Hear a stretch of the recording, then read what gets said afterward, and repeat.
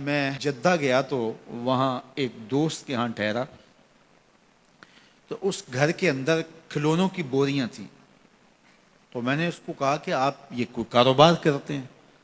تو اس کا دوست بھی تھا ساتھ، تو وہ مسکرا کے کہنے لگا کہ یہ کاروبار نہیں کرتا، بڑی دیر کے بعد اللہ نے اس کو بیٹا دیا ہے، تو اب یہ پاکستان جا رہا ہے، تو جب بھی بازار جاتا ہے 10-20 کھلونے خرید لاتا ہے، تو یہ کتنی بوریاں کھلونوں کی بھر گئی ہیں، تو یہ بک کروائے گا، ایسے تو نہیں اتنے جا سکتے۔ تو یار اتنے عرصے کے بعد بیٹا ہوا اور باپ ملنے جا رہا ہے، تو اس نے کھلونے جمع کیے۔ لیکن یہ کیسا باپ ہے جس کو حکم ہوتا ہے اتنے طویل عرصے کے بعد بیٹے کو ملنے جا رہے ہو، کہا جاؤ لیکن ہاتھ میں رسی لے جاؤ، ہاتھ میں چھری لے جاؤ۔ حضرت خلیل اللہ پہنچتے ہیں، اپنی زوجہ سے ملے اور کہا بیٹے کو تیار کر دو، دوست کی دعوت پہ جانا ہے۔ مانگ سجا دی جاتی ہے، بیٹے کو نئے کپڑے پہنا دیے جاتے ہیں۔ اللہ اکبر، بیٹے کو لے کر نکلے۔ یار بیٹا ان فوان شباب میں ہو، چڑھتی جوانی ہو، تو باپ دیکھ کر کے کتنا خوش ہوتا ہے، اور پھر اس کا بیٹا بھی اکلوتا ہو، اور بیٹا بھی بڑھاپے کا سہارا ہو، عصائے پیری ہو، رب سے مانگ مانگ کے لیا ہو، اور پھر بیٹا بھی وہ جس کی پیشانی میں محمد کا نور چمک رہا ہے۔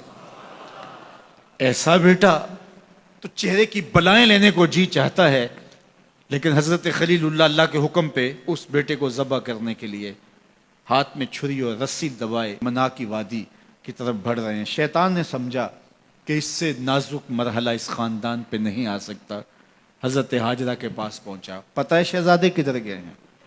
کہا ان کے باپ لے گئے ہیں دوست سے ملاقات کروانے کے لیے۔ کہا نہیں، وہ ان کو ذبح کرنا چاہتے ہیں۔ کہا سوچ کے بات کر، وہ باپ ہے ذبح کرے گا؟ کبھی باپ بھی بیٹے کو ذبح کرتا ہے اور بے قصور ذبح کرے گا؟ میں جانتی ہوں کتنی آہ سحرگاہی کا نتیجہ ہے وہ بیٹا، اللہ سے کتنی رو رو کے دعائیں مانگی اور وہ فرزند ملا۔ کہا وہ اللہ کا حکم سمجھتے ہیں۔ تو حضرت حاجرہ نے کہا ظالم تو کہیں شیطان تو نہیں؟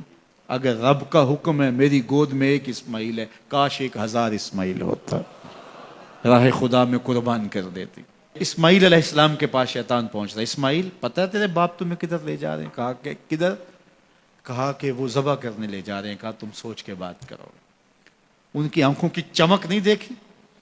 میری طرف دیکھتے ہیں تو لگتا ہے کہ ان کی آنکھوں سے شہد ٹپکتا ہے، اور وہ مجھے ذبح کر دیں گے؟ کہا اللہ کا حکم سمجھتے ہیں۔ کہا اچھا؟ کہا ہاں۔ کہا اسماعیل کے وجود میں ایک جان ہے، کاش میرے ایک ایک بال میں جان ہوتی اور راہ خدا میں قربان کر دیتا۔ ابراہیم علیہ السلام کے پاس شیطان پہنچ کے بولتا ہے ابراہیم اللہ کو راضی کرنے کے اور تھوڑے طریقے ہیں، ضرور بیٹے کو ذبح کرنا ہے؟ تو وہ بھی کنکر اٹھا کے مارتے ہیں اور شیطان کو راستے سے ہٹا کے منزل کی طرف بڑھتے ہیں۔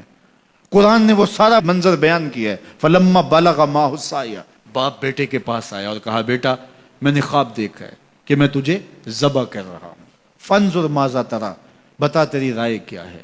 بیٹے پر سختہ طاری ہو جاتا، آنکھیں پھٹی کی پھٹی رہ جاتی، باپ کیا بول رہا ہے؟ لیکن یہ فیضان نظر تھا یا کہ مکتب کی کرامت تھی؟ سکھائے کس نے اسماعیل کو آداب فرزند؟ اللہ اکبر، فرزند ہو تو اسماعیل ذبیح اللہ جیسا۔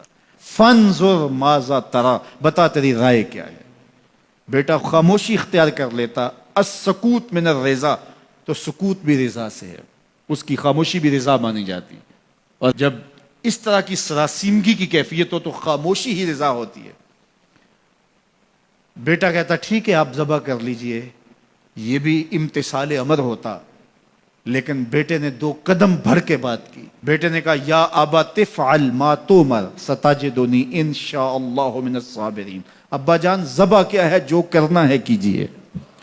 یہ نہیں کہا یا ابا تذبح، ہاں ابا جی ذبح کر لیجئے۔ ذبح کا جواب ذبح سے نہیں دیا، بلکہ کہا یا ابا تفعل، اے ابا جان کیجئے، ما تؤمر، جو بھی حکم ہو، ذبح کیا جو بھی کرنا ہے کیجئے۔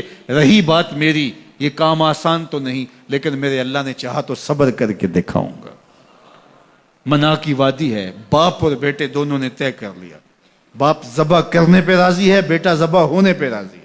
یار اسلام من مانی کا نام نہیں ہے، اپنے خواہشات کو پورا کرنے کا نام اسلام نہیں ہے، اپنے آپ کو مالک کے سپرد کر دینے کا نام ایمان ہے، اس کا نام اسلام ہے۔ یہاں دیکھیے فلما اسلما، جب دونوں نے طے کر لیا، دونوں راضی ہو گئے، باپ ذبح کرنے پہ راضی ہو گیا، بیٹا ذبح ہونے پہ راضی ہو گیا۔ وَتَلَّهُ لِلْجَبِينِ، اور باپ نے بیٹے کو پیشانی کے بل لٹایا۔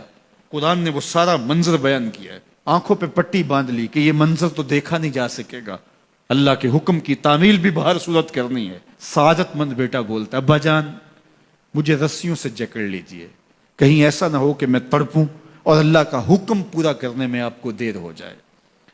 باپ بیٹے کو رسیوں سے جکڑ لیتا ہے، ہاتھ میں چھری پکڑی ہے، ذبح کرنے لگتے ہیں تو بیٹا بولتا ہے ابا جان رسیاں کھول دیجئے۔ کیوں؟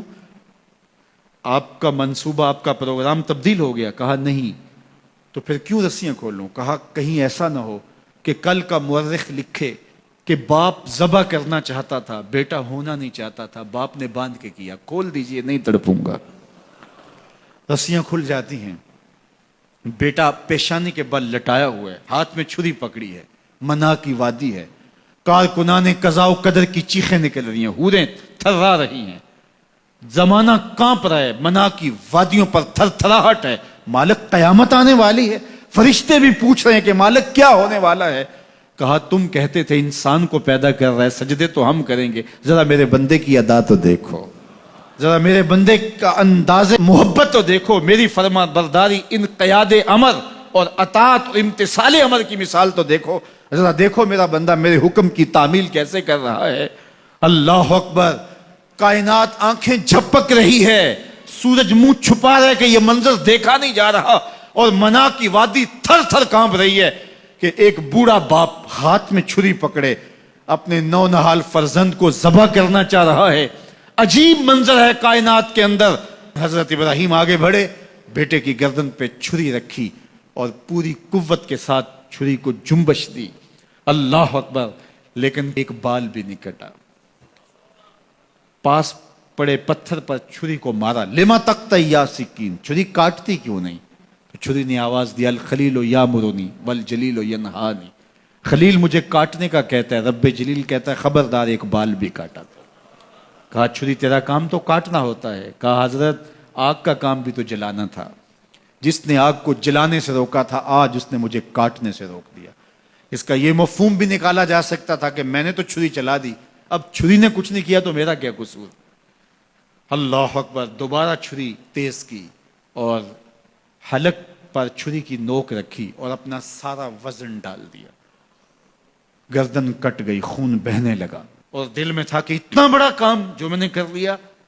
لیکن جب پٹی کھولی تو دیکھا منظر بدلا ہوا ہے، جس کو بیٹا سمجھ کے ذبح کیا وہ بیٹا نہیں تھا، دمبا تھا، اور جبریل امین پاس کھڑے ہیں اور اسماعیل مسکرا رہے ہیں، بے ساختہ زبان سے نکلا اللہ اکبر۔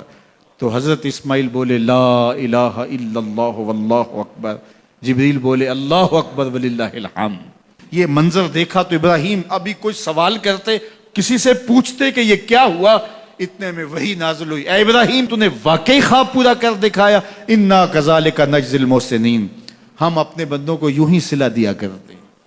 تیرے بیٹے کو ذبح نہیں کروانا تھا تیرے ہاتھوں سے، ہم نے تیرا امتحان لینا تھا، بس ابراہیم تیرا امتحان پورا ہو گیا، ہم نے تیری سنت کو اب قیامت تک کے لیے باقی رکھا، قیامت تک کے لیے باقی رکھا۔ اور پھر خود میرا رب کہتا ہے سلام علی ابراہیم، ابراہیم تیرے اوپر سلام ہو۔ اللہ اکبر، آج ہمیں اس سنت کو باقی رکھ کر کے ہمیں وہ یاد تازہ کی جا رہی ہے کہ میرے ایسے بندے کہ جو میرے حکم پہ اپنی سب سے عزیز چیز بھی قربان کرنے سے گریز نہیں کیا کرتے۔ ہمارے ایک بزرگ فرمایا کرتے تھے کہ ہر بندے کا ایک اسماعیل ہوتا ہے، جب تک وہ اپنے اسماعیل کی گردن پہ چھری نہیں رکھتا رب کا قرب نصیب نہیں ہوتا۔ تو جو تمہاری محبوب چیز ہے اس کو راہ خدا میں جب تک قربان کرنے کا جذبہ نہیں پاؤ گے تب تک تمہیں وہ منزل نصیب سعادت کی نہیں ہوگی۔